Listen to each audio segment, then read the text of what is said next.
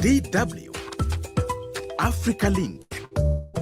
2,000 guns off the streets. That's what Ghana has achieved since launching its gun amnesty initiative. Sounds impressive, right? But here's a sobering reality. Nearly 1.2 million firearms and light weapons are still out there. That's why the government just extended a program through January 30, 2026, hoping more people will come forward. It is not easy to collect the guns, but if they were able to collect it, it will help us. Because nowadays, you can't roam at night. When you're even roaming, you always be panicking. So when they collect the guns from individuals, it will be good. But I don't think it will be easy. Stay tuned for this and more coming up shortly. I'm Ajua Tinkrama Domina, and welcome to Africa Link, the podcast that connects you to the stories that matter. Africa Link, every weekday here on DW. Picture this. More than 1.2 million unregistered firearms and light weapons circulating across Ghana. That's the startling reality according to the National Small Arms Commission. For me, as a Ghanaian living in Accra, this is worrying to say the least, especially that I have to go out daily and do my hassles or engagements. On December 1, 2025, authorities decided that enough was enough, so they launched Silencing the Guns, an amnesty program urging citizens to surrender unregistered firearms. No questions asked. But here's a catch. After the deadline, anyone caught with an illegal weapon faces arrest and prosecution. No exceptions. The original deadline was January 15, but with only 2,000 guns collected, authorities have extended it to January 30. Today, we are diving deep into this initiative. Is it working? And why does Ghana need to silence the guns? For this discussion, we're joined by Solomon Okai. He's a security analyst and the acting programs manager at the Foundation for Security and Development in Africa. We also have DW correspondent in Ghana, Maxwell Suk. Thank you so much, gentlemen, for your time. Right, let me begin with Solomon. I know you have done a lot of work, as far as gun circulation is concerned in Ghana and across West Africa. First of all, when this initiative was launched, what was your impression? Thank you very much. And I have to say that for me as a civil society actor, I was very, very excited when this initiative was launched. I consider it as one of the innovative interventions in the last 5 years or so as far as arms control is concerned. I say this because FOSDA as a civil society organization and the work we do over the last 3 to 4 years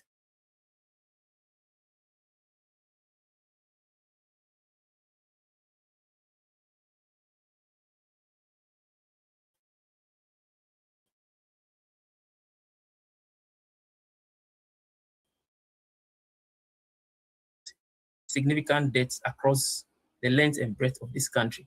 Between which time period do we have this numbers? So we are looking at June 2022 to December 2025. So we monitored 490 gun-related incidents, resulting in 595 injuries and over 300 deaths. So we are talking about a period of 3 years. Yes. Yes. For your organization, is this figure compared to the previous 3 years, so between 2019 to 2022, has it gone high, or have we seen a reduction in gun circulation in Ghana or gun violence? Okay, so what I would say is that, before this initiative was also launched, the data, or let me say, there has not been universal agreement to the exact number of arms proliferation in the country. At a point in time, we're told there are about 2 to 3 million illicit arms in circulation. At a point in time, we're also told it's now 1.2 million. At a point in time, the media also reported that local manufacturers are able to produce 200,000 arms in a year, and so on and so forth. And so the data on arms circulation has not been, there has not been any, empirical study to actually estimate or determine or agree on the total number of illicit arms in the country. But what we know is that there have been reported cases of gun violence, and the media has captured it accurately and comprehensively, for which reason FOSDA over the last 3 years have managed, because our baseline is in 2022. And so we are using that, to determine whether it's escalating or is being maintained. So for you, the figure that you have quoted, 490, correct? Yes, 490. So that figure is high in your estimation? In my estimation, I think it's high. Compared to what? I'm looking at it from our own baseline from 2022. And so you look at 2022, for instance, when we started our monitoring of the violent incidents in Ghana. And so in 2022, we managed to monitor 28 gun-related incidents. That's 2022. In 2023, we monitored 58. That has increased. In 2024, we got 84. That's another increase. And then it dropped a little bit to 39 in 2025. And so, I mean, when you put all this together, you can see that from the baseline of 2022, we have seen a significant increase, which requires some action to be taken. That is why we are excited about this amnesty program. Initiative. So for you, 2025, we had below 50. Yes. But the Small Arms Commission, their statement they released in on July 9, 2025, said the first quarter of 2025 alone, there was a recorded incidence of 53 gun-related violence incidents. Is it a case that the data is scattered, and so what you may have may differ from what a Small Arms Commission may also have? And perhaps the number could even be higher than what both of you could estimate. Yes, the numbers could be more, because our sources of data, our sources of data is based on reported incidents. And so there could be incidents that are not reported by the media. So if the media doesn't report the incident, FOSDA doesn't monitor it, because on what basis can we verify that information? So that is how we have done it. But I know the Small Arms Commission works with the Ministry of Interior and other security agencies, so they will be in a better position to have official data. But we are also looking at official data from the media sources. And I'm sure that it falls within, the differences are not so big. Very well, but regardless, the incidents are rising per your estimation. Thank you so much for your preliminary comments. Maxwell, let me come to you.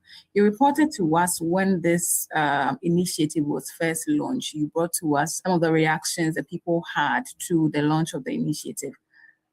It was launched on December 1. Few weeks on, what has been the response so far from Ghanaians? I feel the reactions are a bit mixed. Some are happy that we have this amnesty to silence guns in Ghana, to return for government to collect the guns, illegal guns, from the hands of civilians. Others are also feeling that this is not the best way, because disarming civilians in this manner, while the tensions and while insecurity is growing, means you're giving your power over to your enemy, and anything can happen to you. So that kind of reservation is there. So on one hand, those who are happy because they want it to be successful, so that they can have a sense of security, they can move about freely, they can go to markets and do their businesses without fear. They can go about traveling without any fear. Maxwell, let me find out, why would the citizens feel like they need to have guns to protect themselves. How bad is the security situation that people would want to walk around with guns in their bags or in their pockets? So, according to what Solomon is saying, there is the rising cases and the feeling of people being attacked, either reported or not getting reported in the media. Every now and then, this has been the order now. There are also, apart from such attacks, and there are two categories of the attacks. Attacks can be as a result of conflict in communities. Then there are people who are not safe, because if I'm living in a community where there's conflict, I might also want to defend myself. I know for sure there's some reports, and even some families have owned up to how they are also protecting themselves by purchasing family guns to protect themselves in case that there is a problem in one day. So once you don't have a gun and you live in a prone area, then you are vulnerable, and everybody will want to protect themselves. So that is one. Secondly, there's banditry. Highways, you see that every now and then, even open markets nowadays. In recent times, there have been attacks in markets. For instance, in Bolgatanga, just within the last week, there were armed robbers stormed there. They robbed market women in broad daylight, and they carried away huge sums of money. Now people, they block roads. If it is not conflict, it's just pure criminals that are, denying people opportunity to go to markets.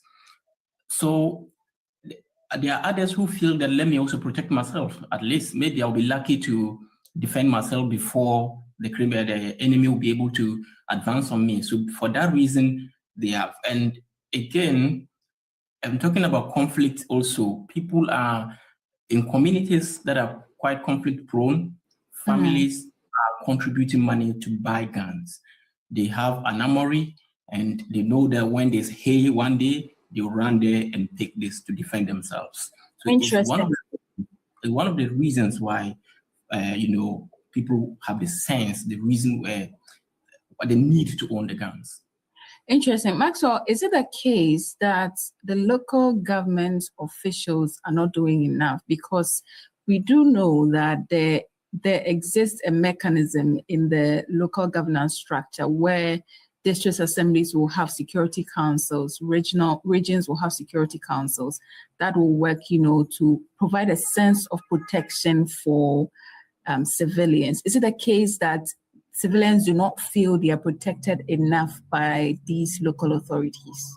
Well, whether we call it DISEC or so the district local level security, DISEC, or even the MUSEC, or that's municipal security council, or whether the police or military, I think that people just don't feel they are protected enough. So for an issue to happen, those you mentioned, they are, especially the DISEC and MUSEC, they are more into intelligence gathering.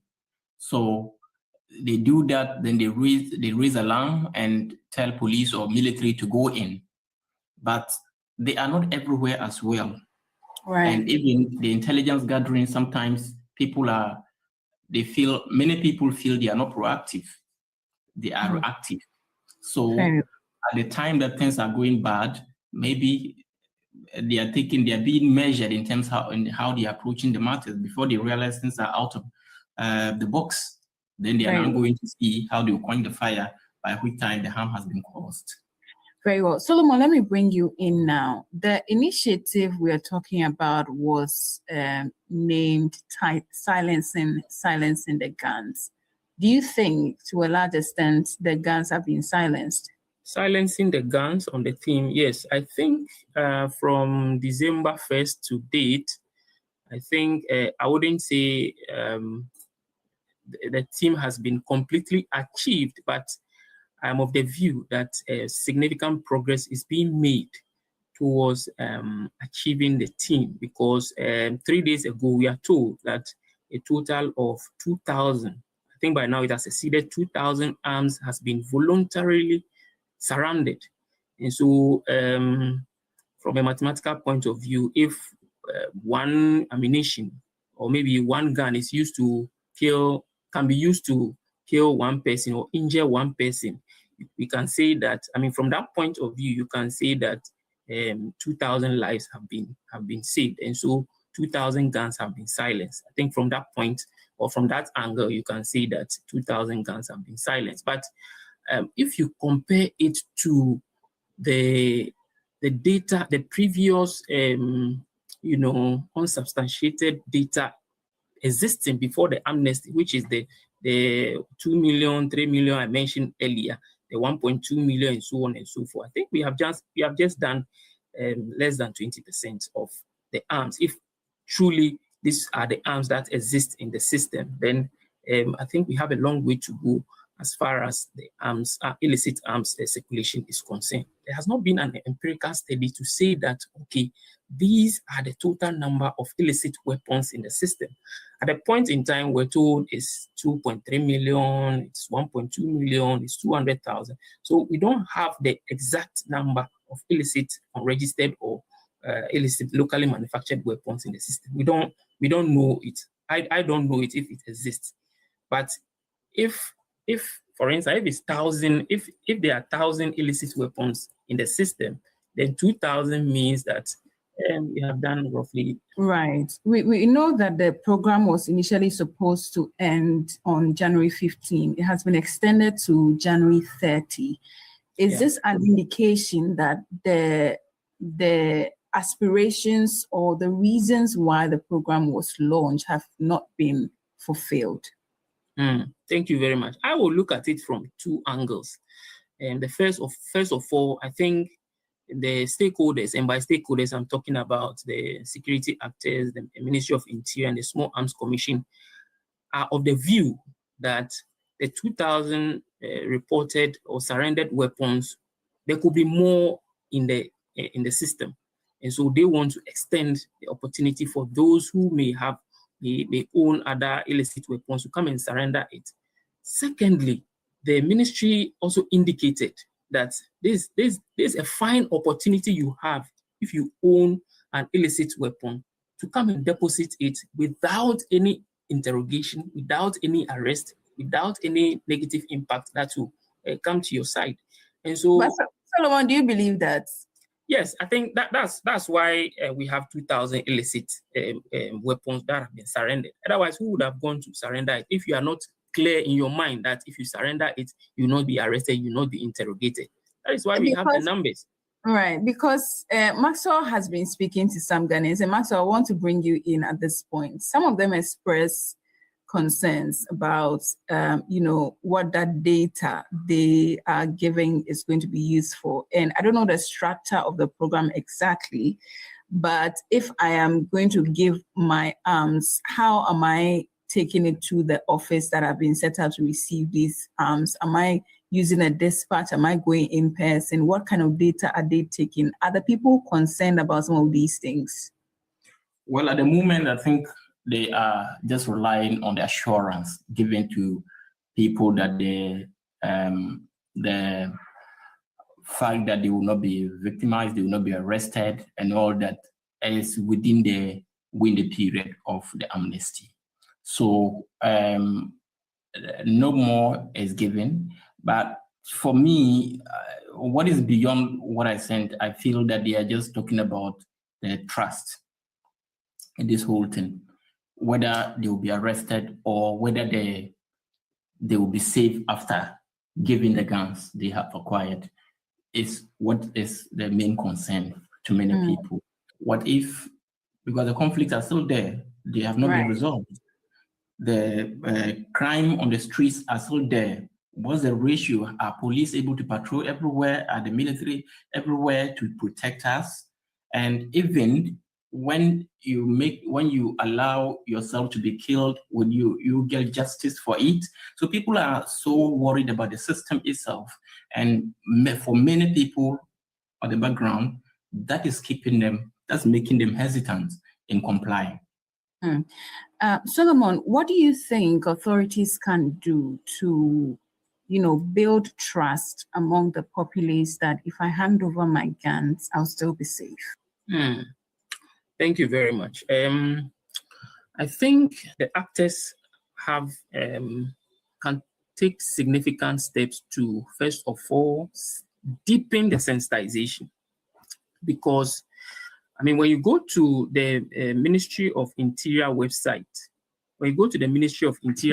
there's so many information on the gun amnesty program in terms of the processes and procedures. You have a weapon, you conceal it, separate it from the ammo, go to the nearest police station, deposit the arm, get a receipt for it, and so on and so forth. How many people know about this thing?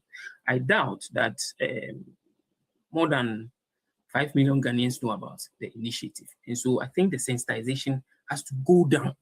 The sensitization has to go down from urban areas, the rural settings, and so on and so forth.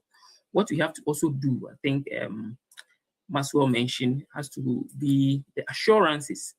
The assurances have to be very clear, so that you are clear in your mind that in spite of the information that you have, when you go and to surrender your weapons, there will be no arrest, there will be no prosecutions, there will be no interrogations or whatsoever, just as the program has elaborated to those of us who follow them. Yes, so I think there's more to be done.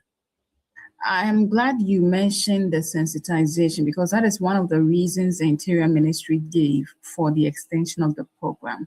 Would you say that the government should consider it as a year-long program instead of maybe 1 month or adding 15 days extension to it? I think the opportunity has been given. The first 15 days, I think 3 weeks has been given, now extended to 30th January, which means 2 months period has been given. And so another extension will mean that, okay, someone will sit somewhere, someone who owns a weapon will sit somewhere and say, oh, okay, this government, I don't think this government is a serious government. So maybe let me hold on to an illicit weapon. Maybe they will extend it again. The likelihood of them extending it again will be high. Somebody will sit somewhere and say that. But I think government should follow up with the next line of action, make the arrest, you follow their intelligence processes and arrest people and make them a scapegoat, to set example that if you have not surrendered your weapons, you have missed that opportunity. And so I don't think there's any need for any extension or an annual activity to organize another amnesty program. This is the opportunity. This is the biggest opportunity you have to surrender your weapon. And if you have not done so, then you have yourself to blame. If you have not done so, you have yourself to blame. Thank you so much, gentlemen, for speaking with us. You just heard Solomon Okai. He is Acting Programs Manager for the Foundation for Security and Development in Africa. You also heard DW correspondent in Ghana, Maxwell Su. Thank you so much for your time. Africa is changing. Don't get left behind. Tune in to Africa Link. So what do everyday Ghanaians think about this initiative? We took to the streets to find out. It is not easy to collect the guns, but if they were able to collect it, it will help us. Because nowadays, you can't roam at night. When you are even roaming, you always be panicking. Because to go around, maybe you get to someone and the person may hide it. You may not know. That's why I'm saying it will not be easy. It's true. Thank you so much. I think it will be difficult because I don't think the civilians will agree to just come out openly to give out the guns. So I don't know how they are going to get it easy from them. They might not have the trust that if they release it, they'll go scot-free. They might be thinking that if they are to release it, they'll either arrest them or whatever. That might be one of them. And two, others are using it to help in terms of robbery and also fighting. So it will be difficult for them to release it. Authorities are sending a clear message. The crackdown is coming. But the big question remains, will Ghanaians actually surrender their weapons, or would they take their chances? Your opinion matters to us. What do you think of Ghana's gun amnesty initiative? Share your thoughts with us on Facebook at DW Africa. Listen on Spotify or wherever you get your podcast, and subscribe to our DW Africa YouTube channel so you never miss an episode. This show was co-produced and edited by Isaac Mugabe. I am Ajua Tinkrama Domina. Many thanks for listening.